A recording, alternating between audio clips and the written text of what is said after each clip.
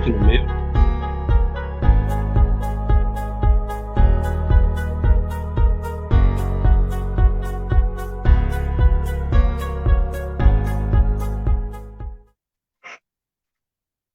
Boa noite, eu sou Lírio Segala, presidente da Federação dos Trabalhadores Metalúrgicos do Rio Grande do Sul.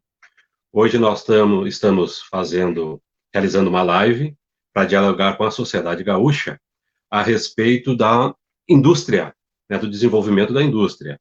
Então nós estamos aqui com o Adão Vilaverde, engenheiro Adão Vilaverde, que é professor universitário da PUC-RS.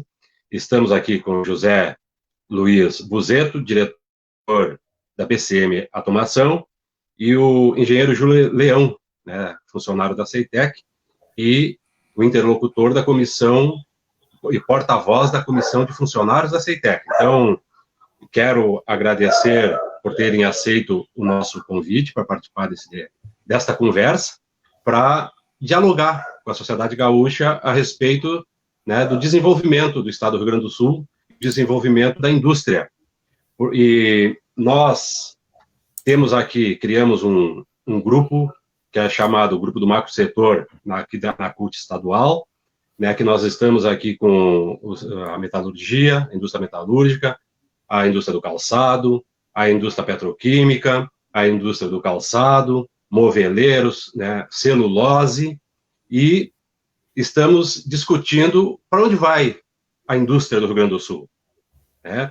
Porque nós estamos enfrentando aqui no estado, talvez uma das piores crises da história, agravada pela pandemia, né? E vai ser muito difícil, logo depois que acabar, principalmente o auxílio emergencial, a gente, a médio e longo prazo, nós poderemos ter problemas, né? Porque nós não temos um programa de desenvolvimento industrial a médio prazo, nem a longo prazo. Então, nós estamos fazendo esse debate, e é importante, assim, que nós, como sindicalistas, né, às vezes tem uma visão das pessoas, o pessoal que faz greve, o pessoal que faz movimento, o pessoal que faz passeata, de fato a gente faz, mas nós não fizemos só isso. Nós temos uma preocupação com o desenvolvimento do país, com o desenvolvimento do Estado do Rio Grande do Sul, né, e eu quero fazer uma saudação aqui ao nosso companheiro, presidente da nossa central, Amarildo, né, que hoje ainda eu presenciei numa atividade defendendo o funcionalismo público, e nós sabemos que um país, né, para se tornar uma nação independente, soberana, tem que ser funcionários públicos qualificados, né, temos que ter instituições republicanas, temos que ter uma indústria forte, né, uma indústria competitiva, né, que o Brasil se especializou nos últimos tempos a exportar commodity, com pouco valor agregado. Então, nós estamos fazendo essa discussão aqui no Estado para que rumos nós vamos levar a indústria do Rio Grande do Sul e também do Brasil, porque nós temos esse debate, inclusive, a nível nacional. Então, nós estamos fazendo essa conversa, porque nós queremos retomar a política industrial, um debate da política industrial com vários atores, né, discutir com a sociedade, queremos os empresários debatendo com a gente, a sociedade, as universidades, os trabalhadores, os intelectuais, queremos fazer um debate e queremos trazer pessoas, né, comprometidas com essa lógica, né, do desenvolvimento através da indústria. E nós não vamos desenvolver uma indústria que seja competitiva, né, porque se nós não tivermos ciência, tecnologia e pesquisa, né, nenhum país do mundo, né, soberano no sentido literal da palavra, se consegue desenvolver se não tivesse esses elementos agregados à produção industrial. E nós aqui temos a empresa que nós queremos debater hoje aqui, que é a CEITEC, né, que é uma empresa de semicondutores, né, de fabricação de circuito integrado, né, que é um patrimônio da sociedade brasileira, teve a ameaça, está na ameaça da sua extinção, né? E nós queremos que a sociedade defenda a empresa, defenda a CEITEC, né? Só que para ter a defesa da CEITEC, as pessoas têm que ter o conhecimento do que é a CEITEC, qual é o seu papel, junto à economia num modelo de desenvolvimento baseado na produção industrial. Então, está aqui, então, já de imediato, eu quero passar aqui para o engenheiro Júlio Leão, né, que é funcionário da CEITEC, que faz parte, né, do patrimônio intelectual desta empresa, né, que é o que isso também nós temos que preservar, o nosso patrimônio intelectual, para fazer uma explanação, né, um pouco do papel, né, da CEITEC, né, da estratégia, né, dentro dessa lógica que nós estamos discutindo no macro setor da indústria, né, para tratar do desenvolvimento do Estado do Rio Grande do Sul e do Brasil. Júlio. Obrigado, Lírio. Eu queria agradecer a oportunidade aqui em nome dos colaboradores da CEITEC. Eu estou aqui como porta-voz da Associação dos Colaboradores. Essa associação já existe desde 2014 e cerca de 80% dos funcionários da CEITEC são associados. Eu queria pedir já para o Carline ali, que está no background ali, para colocar compartilhamento de tela. Eu vou falar um pouquinho sobre a importância econômica e estratégica da CEITEC. Eu vou ser muito breve no processo de desestatização, o que está acontecendo com relação à desestatização da CEITEC. Eu tinha 13 slides, mas vou simplificar um pouquinho. Falar um pouquinho sobre o que os colaboradores elaboraram como plano de gestão e metas para a empresa e que estão aptos a implementar esse plano. E depois eu posso falar um pouquinho sobre produtos num segundo momento na live, tá? Dissecar um pouquinho mais o que são os produtos da CEITEC. Então, vamos primeiro para a parte da importância econômica e estratégica.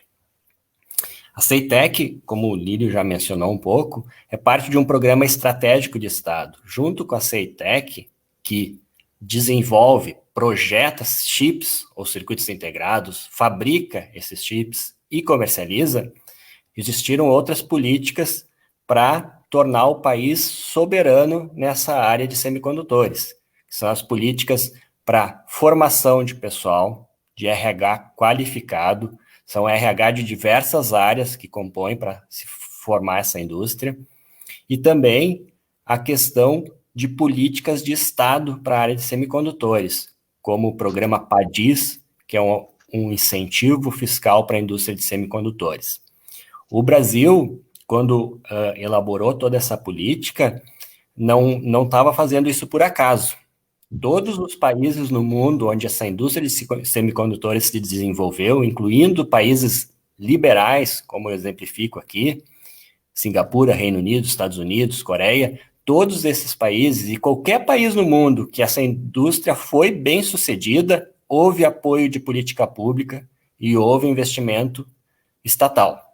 Porque é uma indústria complexa, como eu falei para vocês, requer RH altamente qualificado, requer investimentos de porte e o retorno é demorado. Não é uma indústria que tu vai investir, dali 2, 3 anos tu já tem retorno. O retorno é mais demorado nessa indústria porque tu tem que formar uma equipe e desenvolver produtos que levam um certo tempo. Então, essa é a questão estatal de estar envolvida em todos os países no mundo. Existe uma pesquisa internacional pela instituição SIA, Semiconductor Industry Association, que mostra que para cada dólar investido em semicondutores, existe um retorno no PIB do país de 16,5 vezes esse valor. E esse retorno se dá porque a indústria de semicondutores permite que outras indústrias se tornem mais competitivas. E a gente pode falar mais adiante quando a gente conversar sobre produtos. Não quer dizer que a indústria de semicondutores vai retornar 16,5 vezes. Significa que o entorno vai crescer. O mercado mundial de semicondutores é acima dos 400 bilhões de dólares. O papel da CEITEC, estratégico para o Brasil, não é atrair mais negócios para o Brasil. Por exemplo, a HT Micron, que funciona ali junto ao Unicinos, em São Leopoldo, é uma indústria que fatura 100 milhões de dólares, faturou em 2019, contribui com impostos para o Estado, tem cerca de 200 profissionais, e essa empresa só veio para o Brasil porque esse ecossistema onde a CEITEC era ponto central e a qualificação de pessoal que a gente tinha aqui permitiu que uma indústria dessas viesse para o Brasil e para o Rio Grande do Sul. Aqui eu cito alguns outros exemplos de empresas que se desenvolveram com o apoio da CEITEC. Por exemplo, a Chipos é uma startup em Santa Catarina que foi fundada por um ex-colaborador da CEITEC. Trabalham cerca de 20 pessoas lá que desenvolvem chips, projetos e vendem projetos para o exterior. Pessoal que, se não tivesse a Chipos aqui no Brasil, estaria trabalhando em outro país do mundo, enriquecendo outro país. Cadence, em Minas Gerais, é uma das 3 maiores empresas de software para projeto de circuitos integrados, que também emprega vários ex-colaboradores da CEITEC. E tem mais vários exemplos aqui, eu não vou enumerar todos. Então, com relação à CEITEC, como eu falei para vocês, essa indústria ela demora um pouco até ficar madura. A CEITEC é uma empresa pública que foi criada em 2009, o primeiro ano que faturou foi em 2012, e por alguns anos, até 2015 e 2016, teve um faturamento muito baixo, e tem uma razão porque isso aconteceu, aliás, tem 2 razões. Uma razão foi que muitos dos projetos encomendados à CEITEC pelo governo federal não foram efetivadas a compra desses desenvolvimentos. Então, houve um atraso para o faturamento da CEITEC começar a crescer. Mas lá de 2017 em diante, a gente começou a vender para iniciativa privada, começou a ampliar o leque de clientes e leque de produtos, e o faturamento começou a crescer. Então, do ponto de vista econômico, de 2017 para 2019, se dobrou o faturamento, chegando a 9 milhões em 2 anos. De 19 para 21 vai mais que dobrar de novo. Eu apontei para vocês o resultado que saiu semana passada. A gente está com 14 milhões esse ano, a meta do ano era 13,5 e ainda tem 3 meses para terminar o ano. Então, a gente vai superar bastante a meta para esse ano. A CEITEC tem alguns produtos, e aqui eu vou citar um exemplo. Ela desenvolveu o chip para o passaporte eletrônico. Na verdade, o chip mais o software, tem um processador dentro desse chip. E esse chip, software, tem uma certificação internacional. E o custo de desenvolvimento desse projeto foi cerca de 30 milhões. Tínhamos um convênio assinado com a Casa da Moeda para compra desse chip, e esse chip nunca foi comprado. Então, desde 2017 está certificado e a gente tem um dano emergente, ou seja, a gente deixa de faturar 15 milhões ao ano com esse chip. A CEITEC, nesses 11 anos, desenvolveu 44 patentes no Brasil, 2 nos Estados Unidos e 1 na Europa. Se a gente olhar a CEITEC do ponto de vista da qualificação dos colaboradores, 57% dos colaboradores têm pós-graduação, mestrado, doutorado e pós-doutorado. E entre as estatais é o maior índice de qualificação. Se a gente for ver qual foi o investimento estatal para qualificar essas pessoas, corresponde a 30 milhões de reais e 1.000 anos de investimento. 1.000 anos. Tá? Então, se liquida a CEITEC hoje e esse pessoal vai para o exterior, ou muitos deles vão para o exterior, a gente perde 30 milhões de reais e 1.000 anos de investimento. Ou seja, não adianta tu vir com os 30 milhões de reais e querer o pessoal formado no ano que vem, porque tu não vai ter, tu vai ter que esperar a pessoa se qualificar para chegar ao ponto que a gente chegou hoje com a CEITEC. Então, a CEITEC é um patrimônio do Estado brasileiro, certo? Como eu comentei, isso aqui é do ponto de vista macro, importância econômica e estratégica. Eu teria agora 3 slides para falar sobre desestatização, eu vou simplificar um pouquinho, não vou mostrar eles. O processo de desestatização da CEITEC começou em 2019 e foi conduzido pela Secretaria do PPI, que pertencia à Casa Civil, Secretaria de Desestatização do Ministério da Economia e MCTI. Foram feitos alguns estudos que concluíram que a CEITEC deveria ser extinta. Os estudos estão incompletos, tem erros, estão inconsistentes, tem toda uma questão, uma discussão sobre esse assunto, que hoje não só nós como colaboradores, que já lemos os estudos e apresentamos os problemas que tem nesses estudos para o Ministério da Economia, o TCU também está questionando. Então, é um assunto à parte que eu vou pular. Mas eu vou mostrar um slide que me parece que é interessante, porque é um argumento forte que o PPI usa para extinguir a CETEC, é um gráfico de fluxo de caixa. E eu vou mostrar para vocês esse gráfico. Esse gráfico mostra o seguinte, é uma análise financeira de fluxo de caixa, que mostra 3 cenários. De 2020, o gráfico oriundo do PPI vai até 2024. Nós, como colaboradores, esticamos esse gráfico e mostramos até 2028. O gráfico do PPI mostra que no cenário mais positivo, a CETEC tem fluxo de caixa positivo de 24 milhões em 2024. E que nos outros cenários, ela continua com fluxo de caixa negativo. A gente estendeu esses cenários mais adiante para mostrar que no cenário intermediário tem fluxo de caixa positivo em 2025 e no cenário pessimista, no pior cenário, é em 2028. Ou seja, nos 3 cenários, a CETEC fica com fluxo de caixa positivo. O PPI não mostra isso, ele mostra só até 2024. Para fechar a empresa em 2020, extinguir a empresa, precisa um gasto de descomissionamento. O que é um descomissionamento? É desligar todos os equipamentos da fábrica, tirar os gases tóxicos, tirar os químicos tóxicos. Isso aí equivale a um gasto de 314 milhões. Pelos próprios dados do PPI, no cenário positivo, aportes de 221 milhões tornam a empresa positiva. No cenário intermediário, 273 milhões. E no cenário pessimista, 407. Ou seja, em 2 cenários, é mais barato a CETEC continuar do que descomissionar ela em 2020. Então, mesmo o questionamento econômico colocado pelo PPI não é um argumento viável, na minha opinião, fora toda a questão estratégica e de desenvolvimento de outras áreas que a CETEC pode proporcionar.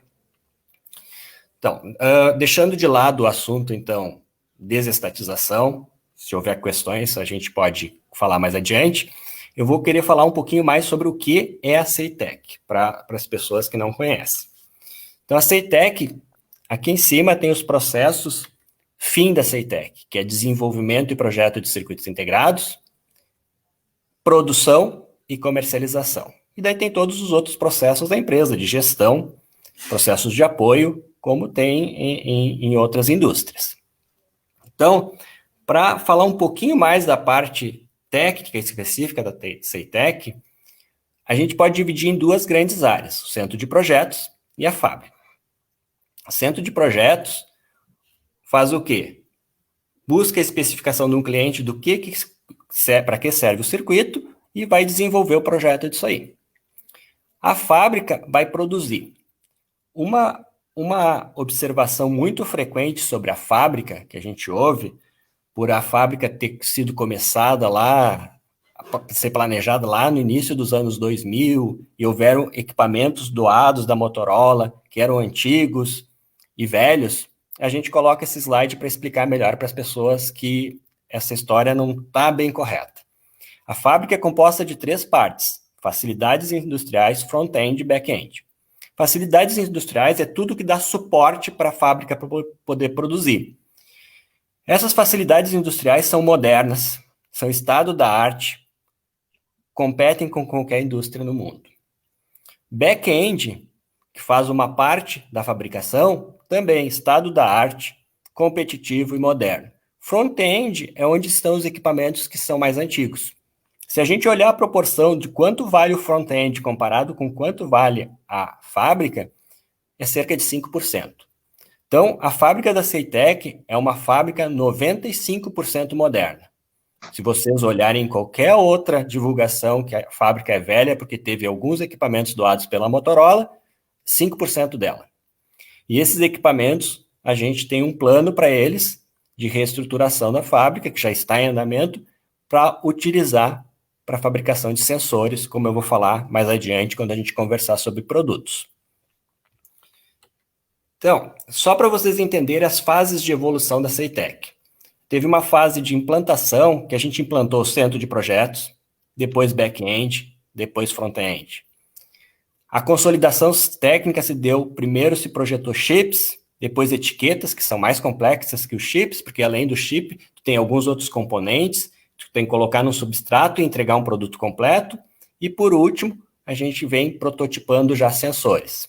A gente ainda não vende sensores, mas já estão em fases de protótipo. Então, essa aqui é uma evolução para dar uma ideia, na linha do tempo, como é que evoluiu a CEITEC. Também tem um gráfico para mostrar a evolução de faturamento da CEITEC. Como eu comentei para vocês, 2012 a 2015, 2016 aqui, o faturamento cresceu um pouco, deu uma estagnada. Uma das razões que eu comentei, muitos projetos encomendados pelo governo e não comprados.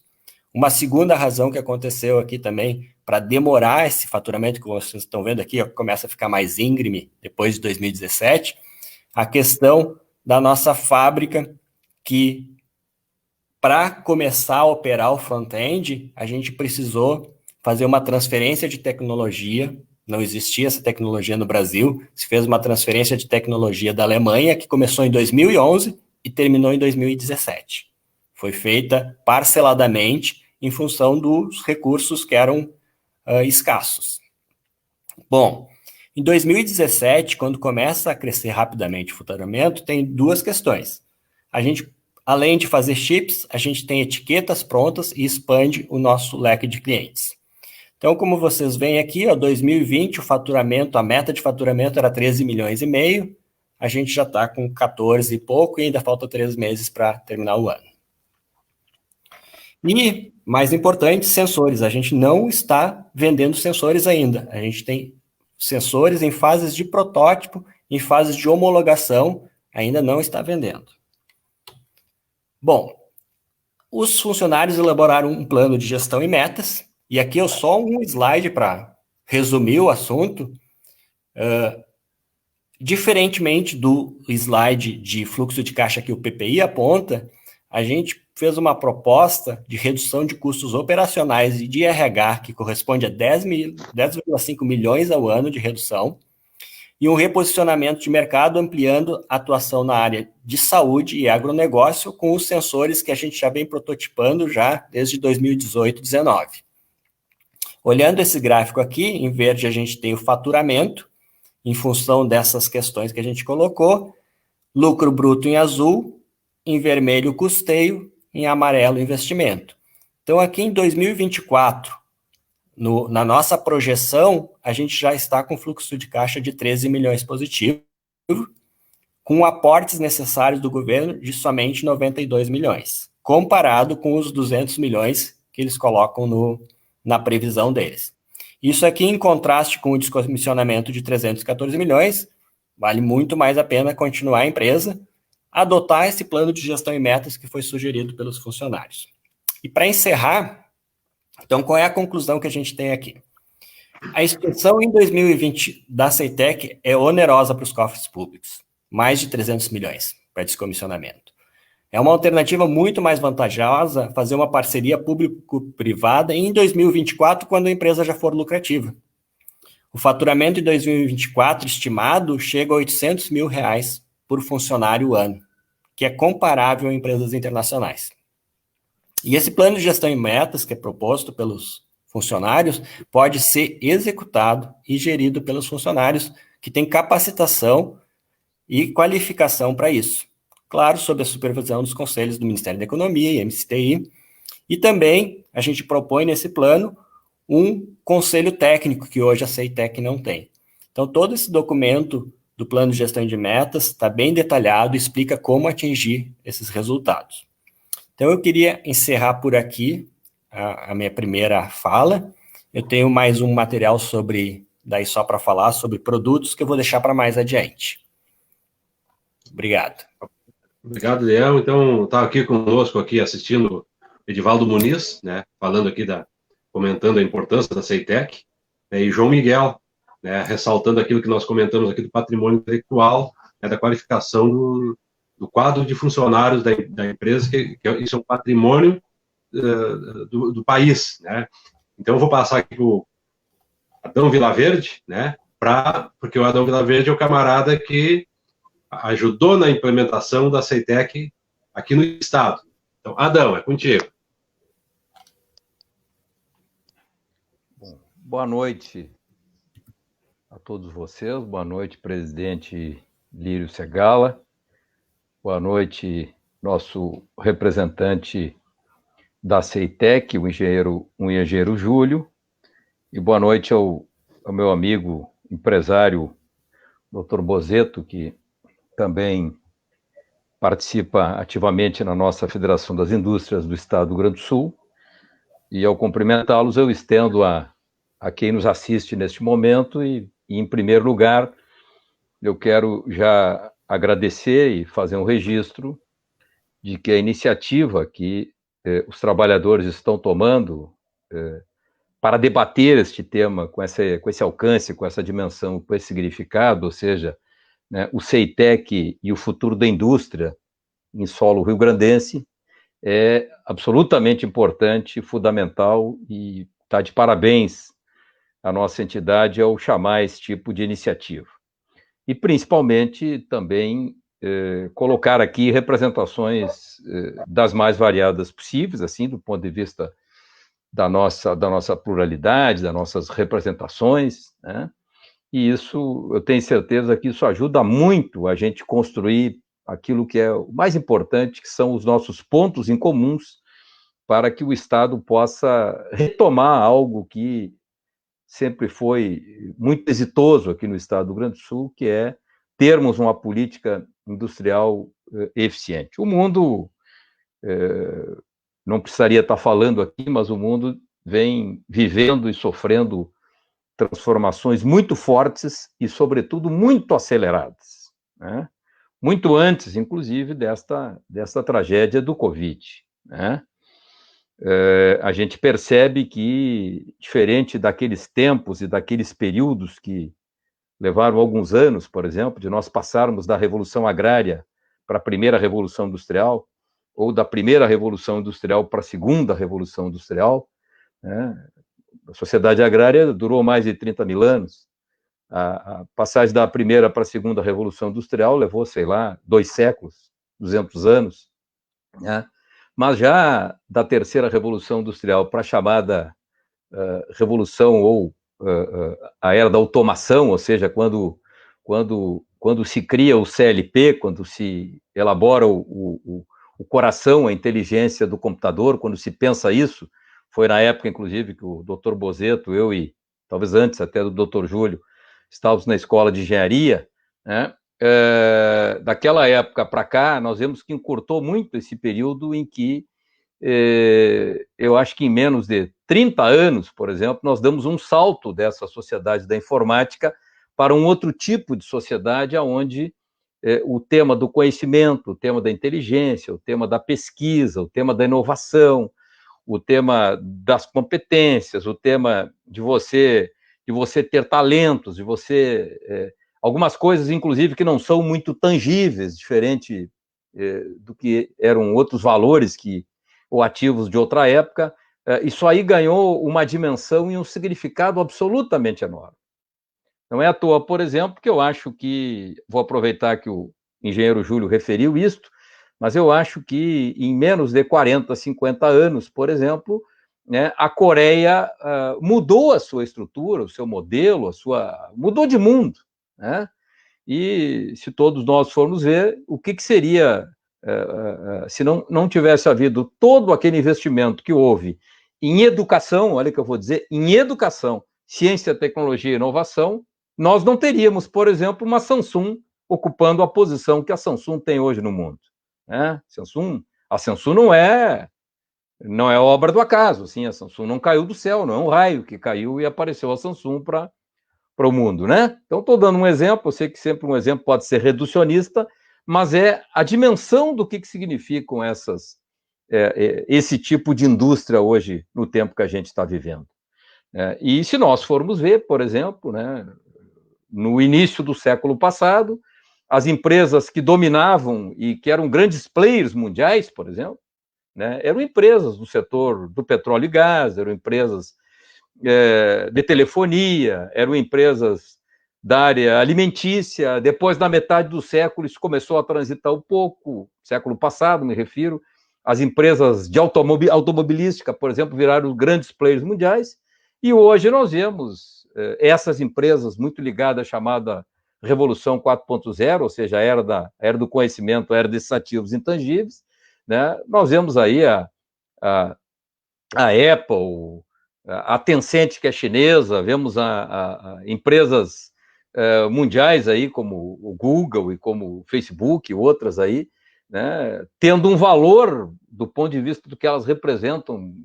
A Apple, por exemplo, tem 3 vezes o PIB brasileiro. Né? Eu dou esses exemplos, mas aonde que eu quero chegar, você já deve estar imaginando. Né? Vai ser muito difícil que esteja acontecendo tudo isso no mundo, porque o mundo mudou e nós não estejamos sintonizados com isso. E a sintonia com isso, ela se dá, né? Com organizações, com empresas, com iniciativas, tipo o nosso CEITEC aqui no estado do Rio Grande do Sul. O CEITEC também não é obra do acaso. O CEITEC é obra de uma política do Estado brasileiro nos anos 70, nos anos 60, 70, 80, que nós deveríamos fazer um mergulho, né, na questão da microeletrônica. Teve um programa brasileiro de microeletrônica que vertebrou a época da possibilidade de nós construirmos o CEITEC. O doutor Boseto lembra bem da enorme parceria que nós fizemos aqui nos anos 90, 80, 90, né? As universidades, as federações de empresários, as federações de trabalhadores, né? As empresas, o governo municipal, o governo estadual e tal, para nós desenvolvermos um programa aqui na capital, que era chamado Porto Alegre Tecnópole, que buscava verificar onde que estavam as vocações da cidade de Porto Alegre. Não é à toa que lá, naquela época, nós recém estávamos descobrindo isso. Eu vou dar um exemplo aqui, porque todo mundo vai materializar isso. Mas lá recente estava estudando onde é que iam se instalar alguns setores importantes. E lá naquela época nós dissemos o seguinte: o eixo da Avenida Ipiranga vai ser o eixo da saúde, e vai ser o eixo onde vai se instalar os grandes hospitais, as grandes estruturas, as grandes empresas, aqueles setores da área da saúde que vão precisar de muita inovação. Passou 20, 30 anos, pois é em torno da Avenida Ipiranga, né, que estão, na verdade, todo o complexo, praticamente, eu digo Ipiranga e seu entorno, né, está todo o complexo do hub, vamos dizer assim, da saúde aqui em solo porto-alegrense, né? E naquela época nós também já pensávamos o seguinte: olha, pela URGS, pela Unicinos, pela PUC, por um conjunto de capacidade instalada no entorno, pelas escolas, inclusive, de informática que tínhamos aqui em Porto Alegre, na região, nós já percebíamos, inclusive, que nós íamos, a médio prazo, ter mais do que um conjunto de organizações trabalhando. Nós teríamos aqui uma espécie de um ecossistema de inovação na região metropolitana de Porto Alegre. E é isso que fazem as universidades, mas é isso que fazem também as organizações e que fazem as empresas que são intensivas em pesquisa, em tecnologia, em inovação e conhecimento e inteligência, como é o caso do CEITEC, e já os exemplos aqui que o engenheiro Júlio já referiu. Então, portanto, eu sou daqueles, e aqui eu vou fechar para passar a palavra para o Boseto, doutor Boseto, mas eu sou daqueles que entendo o seguinte: o tema da pesquisa, do desenvolvimento e da inovação, se ele não tiver no eixo da retomada do desenvolvimento econômico do Estado do Rio Grande do Sul e deste país, nós vamos perder o trem da história, porque a retomada do crescimento econômico do Estado do Rio Grande do Sul, ela não se dará nas bases da terceira Revolução Industrial. Ela vai ter que se dar nas bases da nova Revolução Industrial, ou talvez até da quinta Revolução Industrial, que está na ordem, vamos dizer, praticamente do dia. E para isso, evidentemente, é muito importante, né, que se agregue, digamos assim, e se integre ao modelo industrial do Estado do Rio Grande do Sul, isso que é o que de melhor nós podemos produzir neste momento, que é o conhecimento, a inteligência, esse capital todo intangível, que você, às vezes, não pode aferir antecipadamente, né? Uma pesquisa, por exemplo, uma pesquisa, mesmo que ela não dê um resultado positivo, as pessoas às vezes não entendem isso, mas mesmo que ela não dê um resultado positivo, que ela não agregue valor num primeiro momento, pelo menos aquele caminho você não repetirá mais, ou eventual caminho que não terá resultado. Agora, tudo isso que nós queremos fazer, ao fim e ao cabo, e que eu acho que é o grande desafio da época que nós estamos vivendo, e é o grande desafio da indústria do Estado do Rio Grande do Sul, que está estagnada nesse período, não só por causa do Covid, mas ela já vinha, evidentemente, com problema, é nós transformarmos conhecimento em valor para as organizações e, sobretudo, em valor para a sociedade. Porque se nós transformarmos em valor para a sociedade, nós vamos gerar emprego, nós vamos gerar renda, nós vamos fazer esse país e esse Estado crescer e se desenvolver, e nós vamos enfrentar talvez um dos maiores dilemas do nosso tipo de sociedade, que é o tema da exclusão social e que é o tema da desigualdade. Você não enfrenta isso só com políticas compensatórias, ainda que elas sejam importantes, às vezes, em determinados períodos. Você enfrenta, evidentemente, fazendo este país, esse Estado, essa região, crescendo, se desenvolvendo, gerando emprego, criando valor e distribuindo e criando essas condições para a sociedade. E eu acho que a indústria do Estado do Rio Grande do Sul, quando ela for reativada, ela será reativada nessas novas bases do modelo industrial da chamada Revolução 4.0, da chamada Era do Conhecimento da Inteligência, e para isto, todo esse patrimônio, enfim, todos esses talentos, essa qualificação, esse potencial que o CEITEC e outras organizações têm, os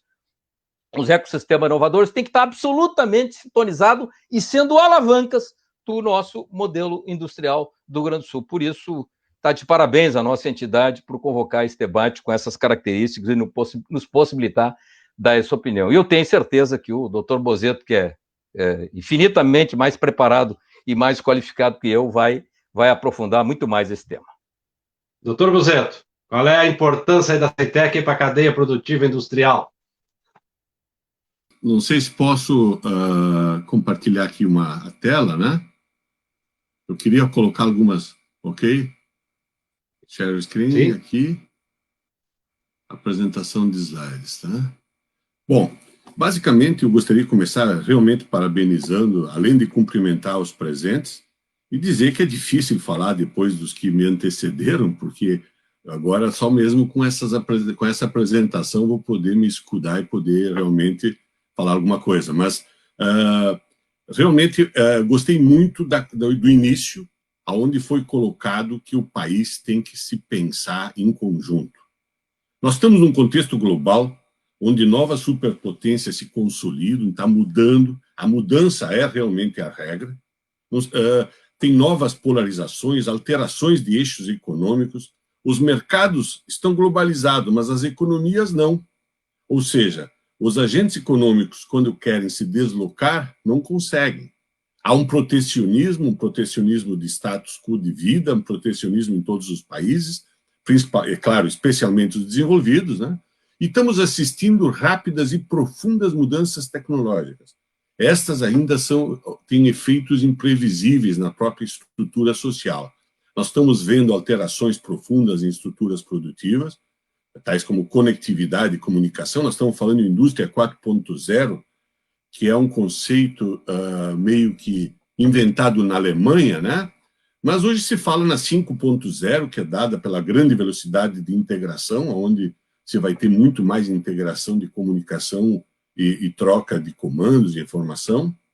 E tudo isso com efeitos assim que não se sabe. E tivemos agora uma pandemia, que nos já dão uma lição que eu considero muito interessante. Essa pandemia mostrou claramente uma série de questões que na parte teórica ficava difícil de discutir.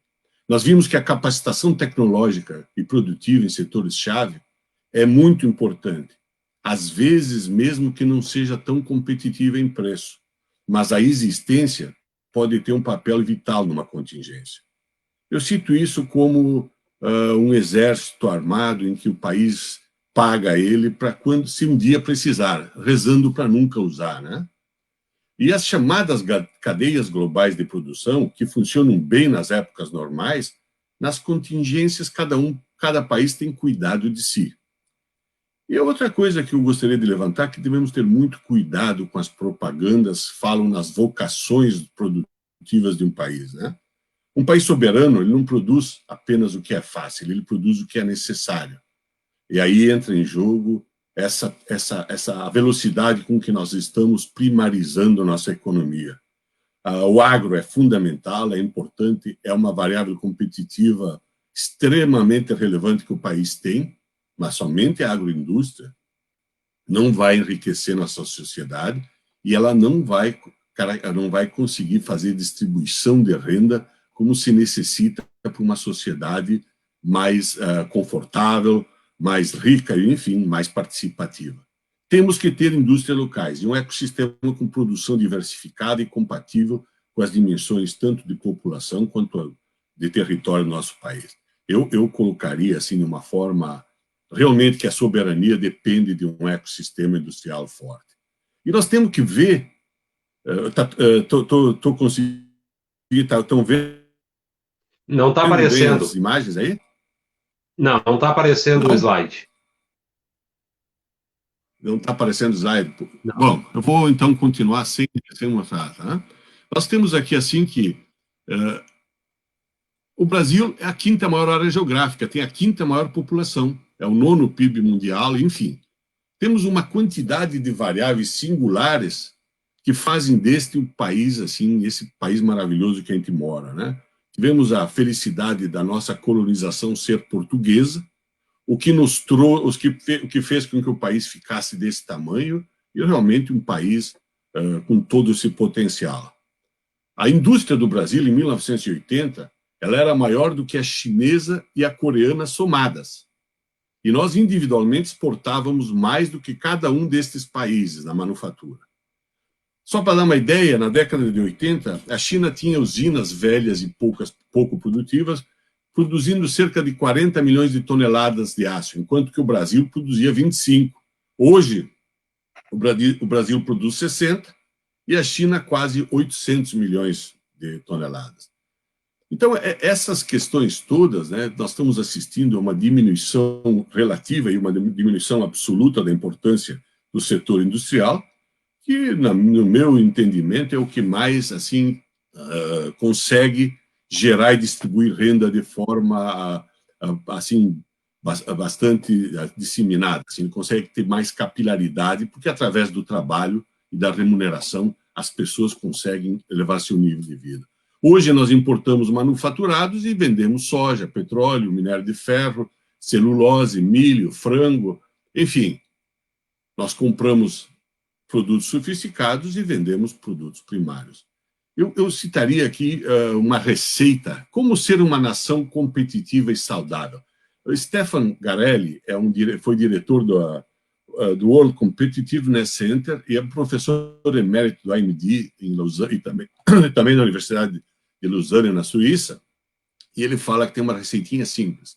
5 itens. Controlar déficit público, fazer, produzir, fazer. Isso é uma questão, produzir, né? Exportar, fortalecer empresas médias e diversificar bastante a economia. Não é ser exportador de ouro ou de minério de ferro, é exportar diversidade, exportar produtos não só de 3 ou 4 grandes empresas, mas sim de uma quantidade muito grande de empresas médias, que essas capilarizam bastante as riquezas. E a segunda coisa é facilitar a vida dos empreendedores. No mundo todo, os empreendedores são os que fazem gerar a economia, fazem os novos negócios, são os que têm uma mortalidade elevada, mas cuja mobilidade acaba gerando tanto um CITEC como universidades boas e também empreendimentos industriais, empresariais e outros tipos. O empreendedorismo ele é uma variável muito importante para que todos possam, assim, gerar riqueza, né? Eu gostaria, eu pergunto para todos, qual é o nosso problema, né? Por que tudo aqui é difícil? Eu tenho uma frase de Roberto Campos, na minha época de estudante, a gente chamava de Bob Field, né? E eu hoje vejo que foi uma grande injustiça com ele, que ele dizia que o Brasil nunca perde uma oportunidade de perder oportunidades. E vários também falavam que no Brasil até o passado é imprevisível. Enfim, o Brasil não é para principiantes, como dizia Tom Jobim, né? Aí eu colocaria qual é a nossa visão de futuro, qual é o Brasil que nós efetivamente queremos, qual é o Brasil que nós estamos dispostos a sofrer para atingir. Nós temos o plano Made in China 2025, estabelece uma série de grandes objetivos, que vão desde indústria de semicondutores, indústria naval, enfim, transportes, automóveis. Qual é o nosso projeto? O que nós estamos pensando no futuro? Quer dizer, o que nós estamos imaginando que vai ser assim necessário? Quais são as tecnologias? Quais são os elementos que nós vamos ter que ter? Nós temos uma série de entraves, né? A nossa desenvolvimento econômico e cultural, enfim, o nosso desenvolvimento humano, né? E aí, nesse sentido, essas perguntas que eu fiz, eu acho elas extremamente relevantes e acho que elas têm que abrir um debate. E nessa ideia de fazer a discussão do CEITEC, eu considero o CEITEC de extrema importância, tanto enquanto entidade, pelo potencial que já foi falado, seria uma redundância tecer mais comentários sobre tudo que ele pode fazer, mas também o próprio debate em si. O que o país está disposto a pagar por um prazo para que se atinja o resultado necessário? É aquela história que sempre se fala, né? Quem planta tâmaras não colhe tâmaras. Quando eu falei que a China e a Coreia somadas em 80, elas tinham uma economia menor que industrial menor que a do Brasil, olha o que é hoje. Eles se planejaram, se projetaram e a população como um todo se dispôs a assumir todo o encargo de fazer a riqueza que hoje eles têm. E uma questão que eu vou, só para terminar minha colocação, para não me estender muito mais, as transparências que vocês não estão vendo eram mais bonitinhas, ficaria menos maçante, tá? Mas assim falado é um pouco pior. Né? Tem uma frase do Proust que ele falava que a sabedoria não se transmite. É preciso que nós a descobramos fazendo uma caminhada que ninguém pode fazer em nosso lugar e que ninguém nos pode evitar. Sabedoria é uma maneira de ver as coisas. Isto vale muito para a tecnologia. Logo no começo, na época de nossa militância tecnológica mais intensa, não que hoje não se trabalhe profundamente, mas na época assim que nós escrevíamos, nós colocávamos nos nossos equipamentos uma frase que era: tecnologia é cultura, é impossível importar cultura. Você pode importar receitas, né? Como fazer, tal, mas aquilo que foi falado já do tempo que leva para a pessoa aprender, da importância dos erros, né? Que tecnologia, no fundo, é um cestão de erros, né? Você sabe mais o que você errou do que aquilo, quer dizer, a quantidade de erros é que te dá a fluidez para acertar.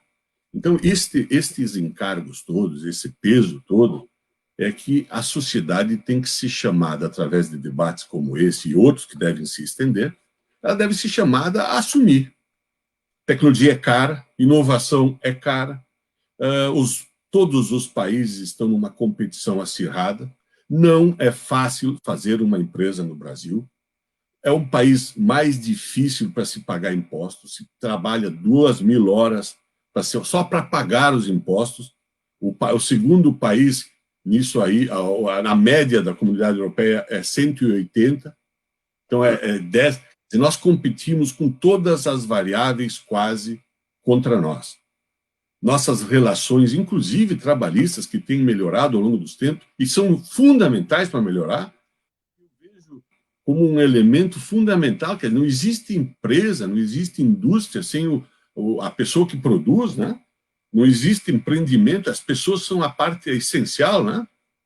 Tem que trabalhar conjunto, tem que ter, evidentemente, volta e meia suas discussões, seus debates, mas este é um barco só. E se nós não pensarmos assim, nós vamos ficar discutindo quem é que foi o responsável pelos furos, e a nata de nossa população começa a se locomover para outros países. Nós temos esse exemplo no próprio CEITEC, quantos profissionais têm saído carregando todo o esforço da sociedade na sua formação para produzir para outros países, né? Quer dizer, quanta saneamento se deixou de fazer, quanta vila se deixou de arrumar para formar um profissional que não consegue prosperar aqui, porque nós não temos sido capazes de criar as condições para isso. Então, mais do que trazer informações, eu gosto de trazer polêmicas e perguntas. Então, eu encerraria isso e Agradeço muito a oportunidade. Peço desculpas por alguma empolgação excessiva. Viu? Não, tá, Muito obrigado. tá tudo beleza. Nós temos ainda uns 20 minutinhos na nossa live, né? Então, eu vou devolver para o Júlio para fazer uma fala aqui sobre os produtos, depois os outros convidados fazer as suas considerações finais, né, antes do encerramento, tá ok? Engenheiro Júlio. Tá bom, eu vou falar então um pouquinho sobre os produtos da CEITEC, sem detalhar muito a tecnologia em si, mas como eles são úteis para a sociedade, quais os benefícios que a sociedade tem com esses produtos. Então, a CEITEC tem 3 tipos de produtos, como eu mencionei antes. Chips, né, circuitos integrados, etiquetas eletrônicas e sensores. Hoje, a CEITEC tem cerca de 50 produtos distintos, e eles atendem às áreas de logística, veicular, segurança, saúde e agronegócio. Eu vou exemplificar para vocês o que a gente tem. A gente usa algumas tecnologias como identificação por radiofrequência, na área de segurança, criptografia e outras. Mas, como eu falei, não vou entrar muito no detalhe técnico. Então, na área de logística, vou dar um exemplo que muita gente pode ter em casa. Quem tem impressora jato de tinta, quando compra o cartucho, se olhar na caixinha do cartucho, seja HP, Epson, Canon e várias outras marcas, tem um selinho ali que tem um chipzinho com uma antena, que são uns quadradinhos de metal ali. Esses chips são da CEITEC. Para que serve esse chip ali? Para acompanhamento logístico, para inventário, para dificultar a falsificação. Então, esse é um exemplo que muita gente tem em casa. Na área de logística, eu vou colocar mais alguns exemplos que vocês talvez nem imaginem que exista. Aqui, em parceria com a empresa Virklich, do Tecnopark da Fevale, ali de Novo Hamburgo, se desenvolveu 4 modelos de etiquetas eletrônicas para a Vale, para gerenciar ativos ferroviários. Então, para gerenciar locomotiva, dormentes, trilhos, vagões, são etiquetas especiais que elas ficam ao tempo, né? E tem que funcionar com a prova d'água, sujeira, com temperaturas extremas. Um outro exemplo aqui também bem diferente que eu vou mencionar para vocês, em parceria com a Pirelli, a gente desenvolveu uma etiqueta eletrônica para ser embutida no pneu durante a fabricação desse pneu. Tem que aguentar pressão e temperaturas extremas também. E em parceria com a Pirelli, se depositou uma patente, onde a Pirelli vai poder usar esse produto sem pagar royalties para outras empresas fabricantes de pneu. Então, na área de logística, a gente tem inúmeros exemplos. Chip para correios, para indústria calçadista, para patrimônio, para bibliotecas e por aí vai. Então, vou passar para a área veicular. Para veicular, a gente tem 2 produtos. Um primeiro produto que a gente desenvolveu foi para o Sistema Nacional de Identificação Automática de Veículos, que se chama CINEAV, é uma resolução do CONTRAN de 2015. Esse foi um caso de insucesso, uma das encomendas de governo que não virou compra, porque esse Sistema Nacional nunca foi implantado. A CEITEC desenvolveu em 2014, tem 2 milhões de unidades em prateleiras da CEITEC e nunca vendeu. Bom, com o conhecimento adquirido nessa área, se foi para o mercado privado e se desenvolveu etiquetas eletrônicas. A gente hoje é parceiro da Connect Car, que é uma das maiores operadoras de pedágios do país. Então, eles usam um chip desenvolvido pela CEITEC. São usados em rodovias federais, pela Artesp, que é a Agência de Transporte do Estado de São Paulo. Então, um chip da CEITEC lá na área veicular. Na área de segurança, eu mencionei no começo, não vou repetir muito aqui, a gente fez um chip para a Casa da Moeda, que tem uma certificação, são 8 empresas no mundo que podem produzir chips para passaporte, a CEITEC é uma delas. Né? Não vendemos esse chip, mas se usou a experiência adquirida nesse chip, e esse mesmo chip pode ser utilizado para outras áreas, para as áreas de smart card, segurança cibernética, controle de acesso, meios de pagamento, assinatura digital, tarifação eletrônica. Então, tem uma série de aplicações. Por exemplo, na Alemanha, o mesmo chip que se usa para passaporte é usado em carteira de identidade eletrônica.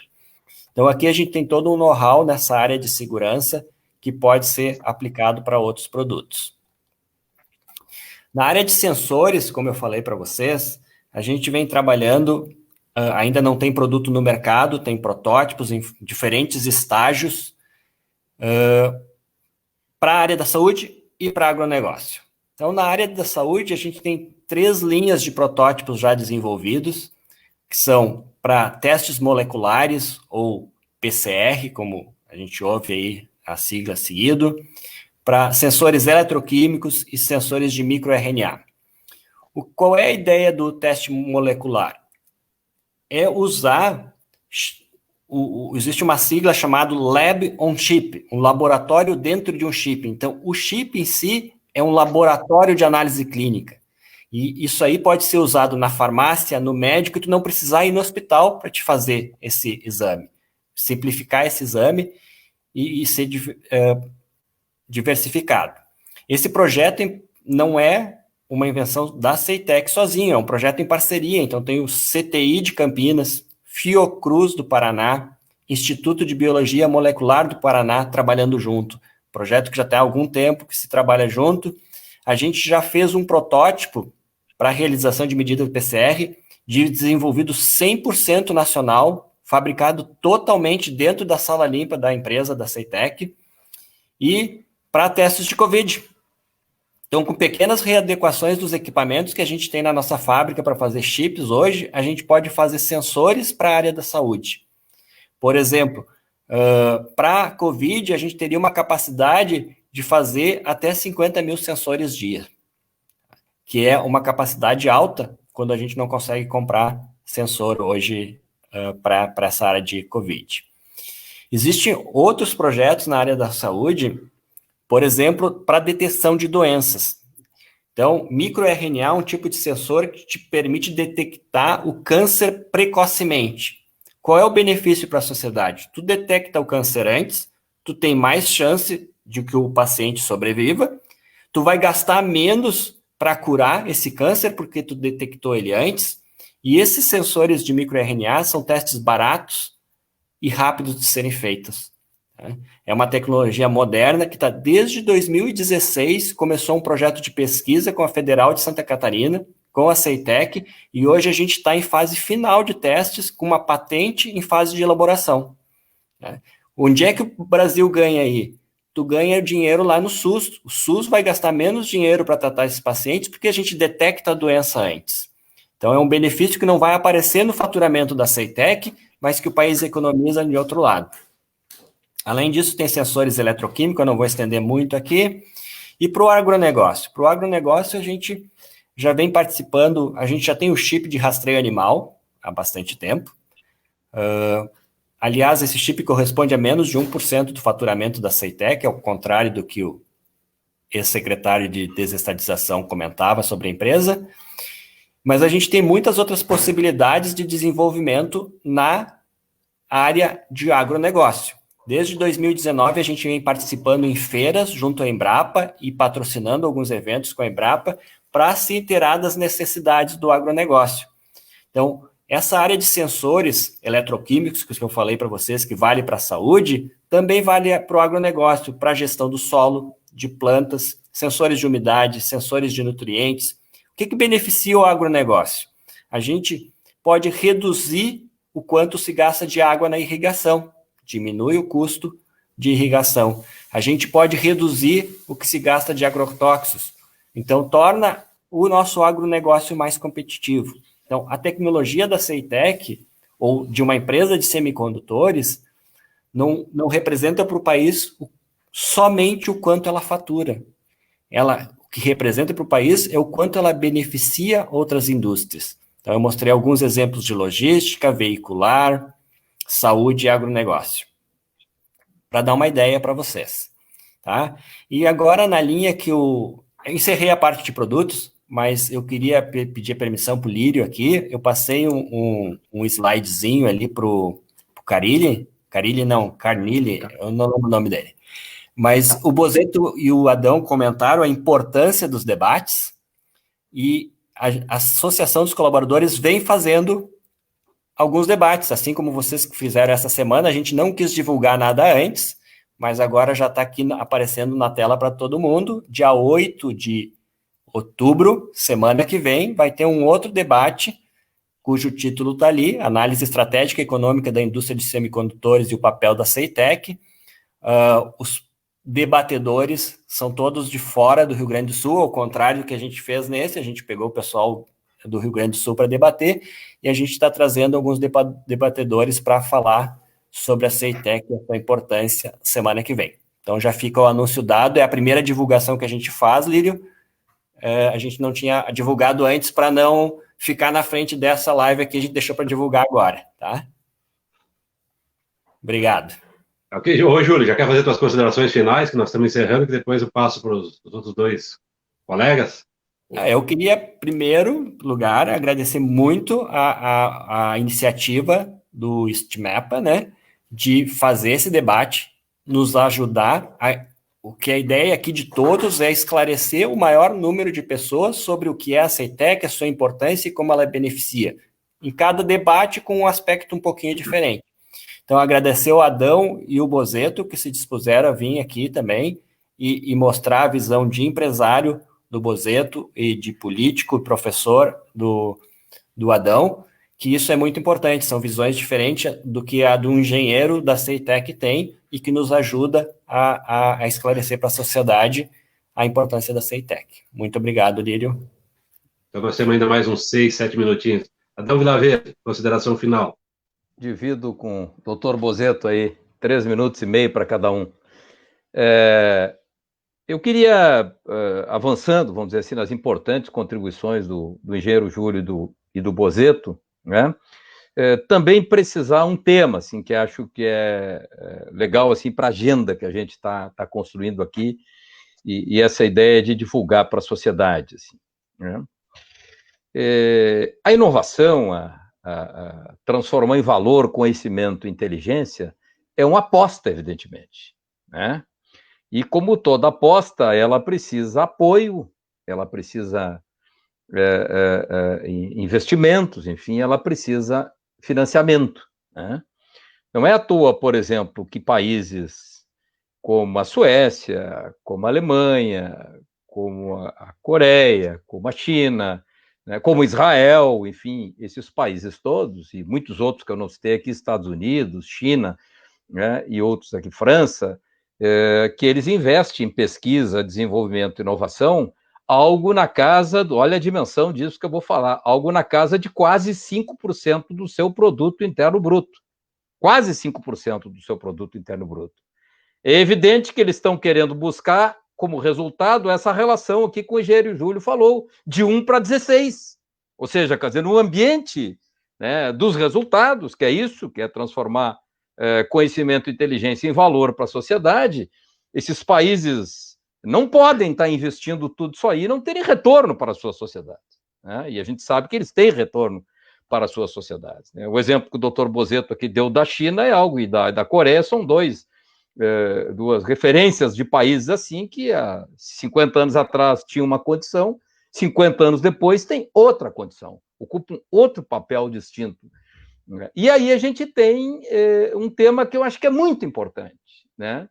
Que é conseguir fazer a seguinte equação, que talvez o nosso modelo mental brasileiro, aquilo que eu gosto de usar o modelo mental porque o Piquet, que está nos ajudando no pacto, aqui o professor Piquet lá de Barcelona, ele usa muito isso, né? As pessoas têm um modelo mental meio fechado, assim. Para você chegar a ter resultado e ter valor nesse tema da inovação, tem que ter investimento, tem que ter aposta, aquilo que o Bozeto falou antes, tem que ter aposta. E acho que nós temos que... O problema do Brasil não é que nós reservamos recurso no orçamento público do Estado brasileiro para fazer ciência, para fazer tecnologia, para fazer desenvolvimento, enfim.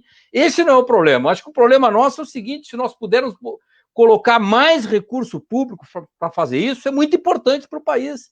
Se nós pudermos apostar em melhorar, inclusive, e qualificar a infraestrutura orçamentária do CEITEC para que o CEITEC tenha um retorno e possa ir se tornando autossuficiente, autossustentável, o CEITEC tem que ser autossustentável, mas eu também defendo a tese de que nós temos que, gradativamente, quem sabe ir tirando o Estado do financiamento, mas o setor privado ir investindo mais em P&D. O Bozeto conhece esse debate, essa discussão que nós temos de muito tempo, né, Bozetto? Quer dizer, do setor privado também investir em pesquisa e desenvolvimento. Agora, enquanto ele não tiver convencido de que isso é um problema estratégico, não tiver convencido de que isso vai dar resultado, porque a priori, você não garante que vai ter resultado a pesquisa e a inovação. Só quem faz, só quem ousa, ou só quem corre o risco de fazer isto, é que, obviamente, vai poder colher e transformar a inteligência, o conhecimento, enfim, todo esse investimento na pesquisa que o CEITEC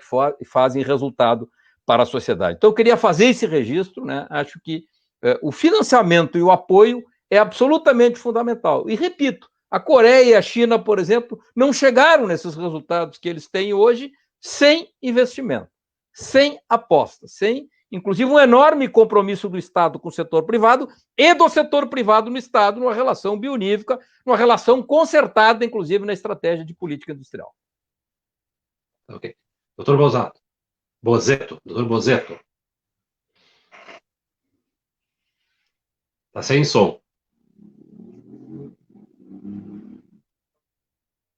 Está sem som. Tem que ligar o som. Microfone. De novo, ver se consigo repetir aí. Enquanto o Júlio falava, né, eu ficava com os olhos piscando, imaginando a quantidade de clientes que iriam se beneficiar de todos esses sensores. A importância dos sensores para a sociedade, para o aumento da eficiência, é indubitável e vai crescer exponencialmente. Não existe controle sem sensor. Quer dizer, a realidade é aumentada. Então, tu estava falando aí assim, eu só ficava imaginando, pô, esse cliente estava mesmo precisando disso. Aquele outro cliente estava mesmo precisando disso. Pô, eu comecei a imaginar quantas aplicações para cada item que tu falou, tá? Em especial esses biológicos, para analisar água, enfim. A segunda coisa, nós temos um problema sério que nós temos que trabalhar, que é a nossa subserviência cultural. Nós temos os países desenvolvidos que eles têm uma tendência, o pessoal dos Estados Unidos compra mais dos Estados Unidos, o pessoal da Alemanha compra mais da Alemanha, o pessoal do Japão compra mais do Japão, e nós também. A França compra mais da França, nós também. Nós compramos mais da França, da Alemanha, dos Estados Unidos e do Japão. Nós já tivemos situações em chegar em estatais e ter licitações com especificações que somente produtos importados atendiam e em detalhes insignificantes. Então, nós temos que trabalhar isso culturalmente, por isso esses debates são importantes, tá? E eu acho que essa questão toda tem que ser aberta na discussão. Por isso eu parabenizo muito a iniciativa, tá? Eu acho que a discussão foi, para mim, pelo menos, muito ilustrativa. Eu que agradeço para ti, Júlio, por estar lutando por essa, que deve ser uma conquista nossa, da sociedade, e não dos funcionários, não mas sim da sociedade, que precisa disso. Nós precisamos de pessoas que lutem. Estes empreendedores do CEITEC que estão lutando por manter essa tecnologia aqui. Eu é que agradeço a vocês pela oportunidade. Era isso. Então, em nome aqui do macro setor da indústria, né, que os companheiros da alimentação, celulose, petróleo, calçado, moveleiro, metalúrgico, e também a contribuição do nosso companheiro do diesel, nosso companheiro Franzói, que participa ativamente com a gente agradece imensamente a participação de vocês, né, a ter aceito o convite para fazer esse debate. Nós dizer para o engenheiro Júlio que nós da federação, nós na nossa central única dos trabalhadores, juntamente com o Sindicato dos Metalúrgicos de Porto Alegre, dentro das nossas limitações e possibilidades, nós estamos fazendo um esforço enorme, né, para manter a CEITEC viva, né, ajudando no desenvolvimento econômico do país, né, e dizer para vocês, funcionários da CEITEC que estão nos assistindo, que isso não é nenhum um favor que nós estamos prestando para vocês, é uma obrigação nossa, quanto dirigentes sindicais e pessoas comprometidas com o desenvolvimento do país, né, que nós estamos assistindo o PIB, a participação da indústria brasileira no PIB, um pouquinho acima de 11%, 11,3%, num país das dimensões territoriais do nosso, né, com a demografia que nós temos, a gente sabe que não vai ir para frente se não tiver uma indústria forte. E não vai ter uma indústria forte sem investimento em tecnologia, em ciência e inovação. E a CEITEC, ela tem um papel preponderante e fundamental, e nós queremos levar esse debate para a sociedade, já estamos levando. Então, esse debate, ele não é um debate que tenha um caráter político-partidário, mas sim um debate de interesse de toda a sociedade brasileira. Porque a CEITEC ela é um patrimônio da sociedade, um patrimônio do povo, é um patrimônio do Estado brasileiro. E nós estamos aqui nos comprometendo, não agora, mas já nos comprometemos já de muito tempo, né, fazer a defesa da CEITEC, pelo seu papel estratégico, e também dos trabalhadores da CEITEC na questão do emprego de qualidade, na defesa de todo o capital, né, que foi investido, né, para a CEITEC ser uma empresa que vai nos ajudar muito e ser fundamental no desenvolvimento. Então, agradecer imensamente a todos vocês que participaram com a gente, saudar a todos que estão nos assistindo nesse momento, com certeza tem muitos trabalhadores nos assistindo, muitas pessoas que talvez não tinham a informação do que é a CEITEC, do que ela representa, hoje conseguiram ter uma ideia, né, do que a CEITEC faz, né, e qual é a importância dela dentro de um processo, de um projeto, de um programa de desenvolvimento. E através disso, dessas informações, desse debate, nós queremos buscar o apoio de toda a sociedade, trabalhadores, da academia, dos empresários, né, dos profissionais liberais, né, enfim, de toda a sociedade, para nós cerrarmos fileiras, né, para nós estar discutindo aí um projeto de desenvolvimento para o país e para o estado do Rio Grande do Sul, alavancado pela produção industrial. Então, um grande abraço a todos e esperamos nos encontrar aí num próximo momento, né, fazendo debate, que o debate não se inicia, não se encerra aqui. Aqui é uma etapa que nós concluímos e vamos seguir em frente. Então, um grande abraço, muito obrigado. Semana que vem tem mais.